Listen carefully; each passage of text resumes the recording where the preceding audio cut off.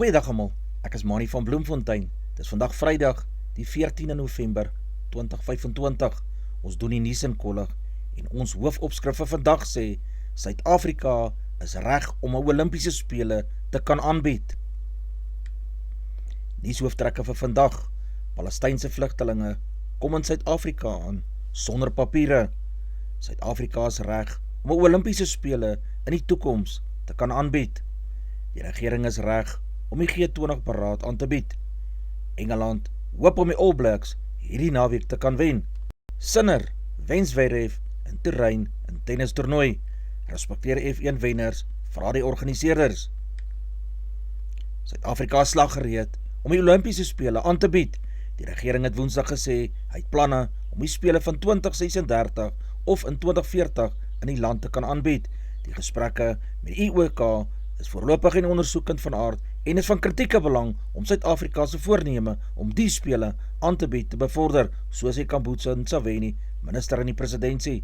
Die Olimpiese spele word gevolg deur die Paralimpiese spele wat in dieselfde land gehou moet word. Sy sê die land se infrastruktuur is van so 'n aard dat Suid-Afrika nie veel geld sal moet uithaal om sy vere vir die spele reg te skud nie. Ons het die vermoë om te doen, het sy gesê. Ons kan die spele môre aanbied as ons moet. Die Olimpiese spele is nog nooit in Afrika aangebied nie. Kaapstad het wel gebied om dit in 2004 aan te bied, maar die IOK het die spele aan Athene toegeken. Athene is die geboorteplek van die moderne Olimpiese spele. Kritici van Suid-Afrika se begeerte het nog altyd daarop gewys dat die land nie die geld het om 'n spele aan te bied nie. Suid-Afrika het wel in 1995 die Wêreldbeker rugby toernooi aangebied, in 2003 die Wêreldbeker kriket toernooi en in 2010 die Wêreldbeker sokker toernooi. Ntshavheni het die kabinet se gelukwensing oorgedra aan die Amazimbos, die onder 14 sokkerspan wat die eerste keer die uitkloprondes van die Wêreldbeker toernooi gehaal het, en aan die Springbokke wat Frankryk geklop het. Sy het opgemerk dat die bokke dit met 14 manne reg gekry het en Siya Kolisi se 100ste toets. 'n Groep van nagenoeg 170 Palestynse vlugtelinge het gister met groot drama in Suid-Afrika aangekom. Die groep wat glo in Suid-Afrika asiel soek, is deur grensbeheerbeamptes toegang geweier omdat hulle dokumentasie nie in orde was nie. Maar volgens Dr. Imtiaz Sooliman van Gift of the Givers het die direkte ingryping van Ronald Lamola, minister van internasionale betrekkinge en samewerking, en sy direkteur-generaal Zain Dangor gesorg dat die vlugtelinge wel toegelaat word in Suid-Afrika. Volgens Sooliman is die vlugtelinge toegang geweier omdat Israel geweier het om uitlaarstempels in hulle paspoorte aan te bring, 'n stap wat Sooliman beweer opsetlik was. Die huidige status van die vlugtelinge was nie teen druktyd bekend gewees nie. Die regering sê hy is reg om met aanstaande week se G20 leiersberaad, al gaan belangrike wêreldleiers soos president Xi Jinping van China dit nie meer bywoon nie. President Donald Trump van Amerika was die eerste leier wat gesê het dat hy gaan wegbly. Hy het verlede week aangekondig dat Amerika die volgende G20 president die beraad heeltemal boykot. President Javier Milei van Argentinië het in sy voetspore gevolg en gister het die nuus bekend geword dat Claudia Sheinbaum van Pardo van Mexico en Xi nie meer gaan kom nie. President Vladimir Putin van Rusland sal nes verlede jaar ook nie die beraad bywoon nie. Suid-Afrika is ingevolge die Statuut van Rome verplig om hom in hegtenis te neem nadat die internasionale strafhof 'n lasbrief vir sy hegtenisname uitgereik het weens oorlogsmisdade in Oekraïne. Cedric Nkabinde, stafhoof van Senzo Mchunu, minister van polisie, wat op spesiale verlof geplaas is, het doelbewus die parlementêre ad hoc komitee probeer mislei. Nkabinde het self aan die komitee wat beweringe van polisie-korrupsie ondersoek, erken dat hy gedeelte is van sy beëdigde verklaring uit sy duim gesuig het. Nkabinde moes gister voor die komitee verskyn, nadat sy naam verskeie kere in die getuienis van onder andere luitenant-generaal Nantlanda Mkhwanazi, polisiekommissaris van KwaZulu-Natal, opgeduik het. Mkhwanazi beweer Nkabinde het nou 'n bande met die omstrede sakeman Brown Mogotsi. Nkabinde het homself later weer weerspreek toe hy getuig het dat Mkhwanazi hom in September 2024 in die tyd van die Lesotho moorde gebel het. Die komitee het Nkabinde toe daarop gewys dat hy die verklaring onderteken het en verantwoordelikheid daarvoor geneem het. Nkabinde is in hulle latere stadium wel vir die komitee moet getuig. Nkabinde het ook getuienis oor sy aanstelling as stafhoof gelewer. Volgens hom is daar nie 'n onderhoud met hom gevoer vir sy pos nie. Hy het getuig hy was die enigste persoon wat deur Mchunu vir die pos benoem is. Mchunu het egter vroeër getuig, hy het verskeie persone vir die pos benoem en dat onderhoude met almal gevoer is. 'n Kabinet getuig Mchunu het hom aanvanklik gevra om vir die pos aansoek te doen, omdat hy op soek is na iemand wat kennis van polisieering het. Die Weskaapse polisiehoof se tyd is verby in hierdie provinsie. Dit was gister die woorde van Dr. Llewellyn McMaster van die Cape Crime Crisis Coalition, oftewel C4, in die lig van die Weskaapse ombud vir polisie-aangeleenthede se verslag oor beweringe dat lede van die Mobster en 28 bende die polisie binnengedring het. McMaster het gesê hy en lede van die C4 het die verslag deurgegaan en op die oog af is dit duidelik dat Patekile sy pos misbruik het deur nie samewerking en die nodige inligting aan die ombud te gee nie. Dit moet as 'n misdryf beskou word, aldus McMaster. Hy wil ook weet hoekom Patekile nie die Tolari uitspraak wat in Oktober 2022 gelewer is nie, na die polisie se regspan gestuur het nie. McMaster het gesê, hulle gaan ook by die premier aandring, dat hy en sy uitvoerende raad Patekile in kennis moet stel, dat hulle vertrou in hom verloor het, en sy vermoëns om die inwoners van die Weskaap teen bendes te beskerm. Hy moet onmiddellik aftree, sy tyd is verby, het hy gesê. As hy kon, sou hy die nasionale finansiële hulpskema vir studente, oftewel NSFAS, môre toe oosluit, soos sy Enoch Godongwana, minister van Finansies. Die NSFAS is geskep om geld van die departement van hoër onderwys en opleiding na universiteite te kanaliseer, maar die entiteit is eintlik onnodig, want die geld kan direk van die departement na die universiteite gestuur word. Godongwana sê egter, dis 'n moeilike roete om te volg. Die departemente, ministers en individue het gevestigde belange om hulle programme te verdedig. Die Februarie se begroting sal verder aankondigings gedoen word oor nog besparings benewens die 6,7 miljard rand, soos die Pieterse.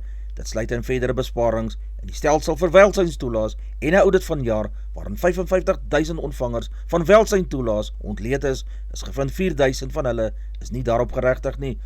Volgens Godongwana gaan die nuwe tenderportaal op die Tesourie se webwerf aan die publiek bekendgestel word. Dit sal help voorkom dat goed gebeur, soos by die Tembisa Hospitaal. Dis waar 'n skuiwergat gebruik is, deurdat formele tenderprosesse nie vereis word vir enige werk minder as R500.000 nie. Net 3 kwotasies is nodig vir sulke kleiner werk. Gevolglik is tenders in kleiner dele verdeel om korrupsie en aktiwiteite te verbloem, het hy gesê. Spookwerkers in die staatsdiens, van wie daar tot 9.000 kan wees, se daas getel. Die verifieringsproses van 2 maande sal in Januarie begin en gevolg word die regsaksies teen die skuldiges. Spookmense is mense wat op die regering se betaalstate gelys is, maar nie pligte uitvoer nie, insluitende mense wat die staatsdiens al verlaat het of reeds oorlede is. Dr. Duncan Pieterse, direkteur-generaal van die Tesourie, het eergister gesê die verifiering sal jaarliks plaasvind. Dit sluit gevalle in wat uitgesonder is vir die betalings deur veelvuldige departemente, onaktiewe personeellede en diegene met strydighede in hulle bankrekenings. Vorderings is gemaak met die voorlopige verifiering van persaldata en ander amptenare sonder 'n geldige ID-nommer. Daar word reeds met die Oos-Kaapse Tesourie geskakel om spookwerkers in hierdie provinsiale gesondheidsdepartement op te spoor. Die getal staatsamptenare het sedert 2009 stabiel op 1,3 miljoen gebly, maar stygings in die gemiddelde vergoeding het vinniger gegroei in hierdie bedryf. Die program vir vroeë aftrede en vrywillige uitdienstrede is vir 2026 en 2027 ingestel. 'n Bedrag van 5,5 miljard rand is voorlopig bewillig. Vroeë aftrede is beskikbaar vir amptenare van 55 tot 59 jaar met minstens 10 jare diens. Vrywillige uittrede is beskikbaar vir amptenare van 60 tot 63 jaar. Die programme bied finansiële aansporings aan. Engeland het in 120 jaar net 8 van sy 46 toetse teen Nieu-Seeland gewen, met die Rose se mees onlangse sukses 'n dramatiese halfeindoorwinning in die Wêreldbeker toernooi in 2019 in Japan. Steve Borthwick, afrigter van Engeland, glo sy spelers moet gereed wees vir die pyn en lyding as hulle in 'n kragmeting môre sukses wil behaal, met die hulp afrigter Kevin Singfield en Fabian Hurzeler, afrigter van Brighton, se sokker Engelse premierspan, wat van DSV hierdie spanne toegespreek het. Dit gaan 'n taai toets wees, baie mededingend en een waarvan elke klein dingetjie sal tel, soos hy die Harlequins dit. Baxter, wat al 3 keer in 2024 teen Nieu-Seeland verloor het. Engeland maak reg vir die toets na oorwinnings oor Australië en Fiji verhoor van dese maand. Reeds op hulle Grand Slam toer met Engeland, Skotland afgereken het. Die besoekers sal hulle Grand Slam behaal indien hulle Engeland môre klop en volgende week die kragmeting teen Wallis in Cardiff ook te kan wen. Scott Barrett, kaptein en slot van die All Blacks, het van 'n sny aan sy kuit herstel en sy Nieu-Seeland môre op Twickenham aanvoer. Scott Robertson, hoofafrigter van die All Blacks, het ook besluit om die kragtige senter Leicester Fianangu linkervleuel in die plek van die beseerde Caleb Clark in te span met Wayne Galaku. Op vleuel sal Billy Proctor die nommer 13 trui dra teen die Rose. Ben Stokes, kaptein van Engeland se toetsspan, is vol selfvertroue dat Joe Root die naasgrootste loopievraat in die geskiedenis van toetskriket slaggereed is om amok te maak met die kolf wanneer die reeks om die as op die 21ste November in Perth gaan begin. Die media in Australië het egter nie die kans laat verbygaan om Root se sogenaamde tekortkomende deur onder te onderstreep nie en na hom te verwys as 'n average Joe. Root haal ook sy skouers op oor die media se kommentare. Hulle gaan hulle sê, so waar myself van dit steed het hy gesê. Marcus Trescott sê, hulpafrigter van Engeland het nie sy mond gehou nie en gewaarsku dat Australië gereed moet wees om Root in die 5 toetse en in die speeltoestand in sy guns sal tel. Die veelsidige speler, wat die eerste keer gespeel het, sedert hy skouderbesering in die toetsreeks in Indië in Julie opgedoen het 6 vir 52 in die sluipstryd teen die Engelse Lions, Engeland se naasbestes, op Lilac Hill plat getrek. Engeland het nie enkele draaier vir hier kragmeter gekies nie, wat 'n aanduiding is dat hulle die Aussies met uitsluitlik 'n snel aanval in die eerste toets gaan probeer wen. Die Bloubulle maatskappy het bevestig dat Wessels wat 24 jaar oud is en Hanekom wat 23 jaar oud is, albei van dese week hulle kontrakte met 'n verder 3 seisoene by die Bloubulle verleng het. Ander Bloubulle soos Chesil Wooster tot 2030, Morney Smith, François Klopper, J.F. van Heeren, almal tot 2029, Alulu tot Sakweni, Keegan Johannes en Sebastian de Klerk, almal tot 2028, het ook hulle kontrakte met die franchise hernie. Daar is 'n omgewing by Loftus Versveld, waar die spelers in staat stel om te groei, en dit het Jan Hendrik Wessels en Cameron hulle laat besluit om minstens nog 3 seisoene vir die Bulle uit te draf. Hulle is 2 van die opwindendste jong spelers in Suid-Afrikaanse rugby en vergestel die langtermynbeleggings wat ons maak om deurgaans trofee te probeer wen. Rathbone sê dat was nog altyd hulle doelwit om die kern van die groep so lank moontlik op Loftus Versveld by mekaar te hou. Rathbone sê die oorgang sedert Johan Ackerman en Julius hoofafrigter by White oorgeneem het, was taamlik naadloos. Dit was 'n moeilike tyd vir Akkers om te begin met die Karibeker kompetisie wat toe reeds aan die gang was. Iemand soos André Pollard het byvoorbeeld nog net 2 oefensessies saam met die span gehad en Akkers sien daarna uit om vroeg in Desember met 'n volledige groep te begin werk. Die Bulle kom op 29 November op Loftus teen die Leeu's te staan wanneer die VRK gaan hervat. Die padatleet Glenda Rostaba het haar aangesluit by uitgeleese groep langasems wat Spar se Grand Prix reeks 3 keer gewen het. Die 31-jarige bokseratleet het reeds verlede maand die algehele titel beklink toe sy die wedloop in Johannesburg gewen het. Net 3 ander atlete kon al daarin slaag om die 3 kunste te behaal. Hulle is Renée Kalmer, Yvette van Zyl en die Ethiopiër Dadu Nare. Kaba het haar eerste titel in 2017 gewen voor 'n reeks oopgestel is vir buitelandse atlete. Benewens die prysgeld van R200.000 omdat sy die Grand Prix reeks gewen het sy 'n bykomende R100.000 in die sak gesteek omdat sy die voorste plaaslike atleet in die reeks was. Karabo Maila van Tuks wat die 4de geëindig het R50.000 verdien, asook R70.000 omdat sy die Suid-Afrikaners wat naast Kaba die suksesvolle atleet was. Kaba sy seisoen is nog nie verby nie. Sy gaan op 3 Desember aan die Valencia Marathon in Spanje deelneem. Kaba is die Suid-Afrikaanse rekordhouer in hierdie marathon.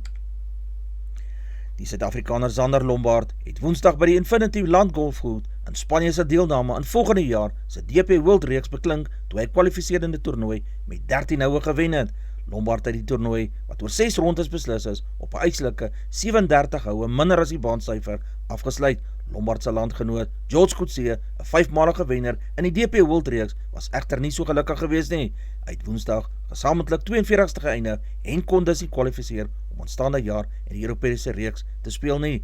Lombard sê op sy beurt, hy hoop sy vertoning in Spanje is 'n voorbode van dit wat in 2026 op hom gaan wag.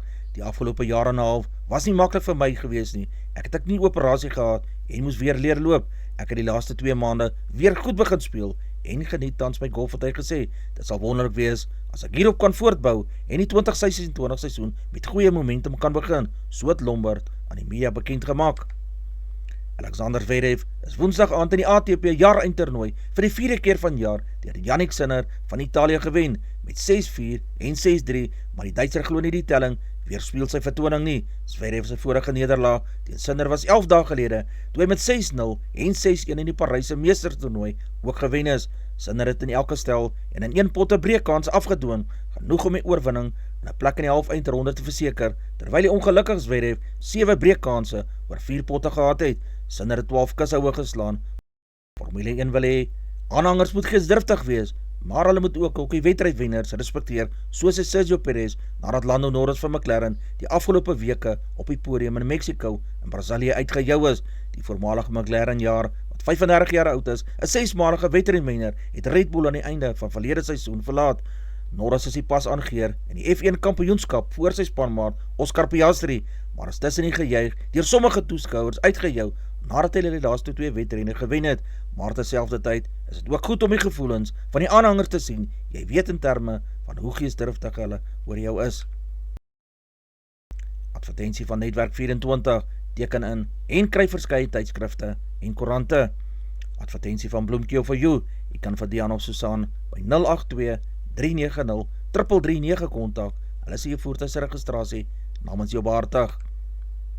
Die Veerberg vir die streek lyk so: Messina 2030, Polokwane 1525, Lephalale 1929, Mbombela 1422, Mahikeng 2030, Pretoria 1828, Johannesburg 1929, Ermelo 1225, Galagari 2133, Gaborone 2228, Richards Bay 1927, Pietermaritzburg 1324, Durban 1623, Port St. Johns 1624, Pongola 1626, Maputo 2026, Bethlehem 1327, Bloemfontein 1732, Allewal Noord 1233, Welkom 1732, Vryburg 1733, Kimberley 1935, Appington 2538, Prieska 2238, Springbok 1935, Karasburg 2435, Keetmanshoop 2231, Mariental 1931, Alexanderbaai 1521, Brandvlei 2138, Luderitsbaai 1928, Vredendal 1838, Kaapstad 1622, Sutherland 1630, George 1322, Jeffreys Bay 1328, Geberra 1131, Graafreinet 1232, Kaapogillas 1523, De Aar 1734, Molteno 729, Beaufort West 1535, Oos-London 13 in die oggend, 30 grade Celsius in die middag. Die markte vir die dag lyk so: die rand verhandel teen R17.05 teenoor die Amerikaanse dollar, Australiese dollar kos R11.14, die euro verhandel teen R19.84, die pond kos R22.49, 'n yen kos 11 sent, die prys van silwer is $52.59 Amerikaanse sent, platinum se prys is $1,583, palladium kos $1,431, die prys van goud per fyn ons is $4,160, Brent olie per vat is $62.71 Amerikaanse sent. Gedagte vir die dag.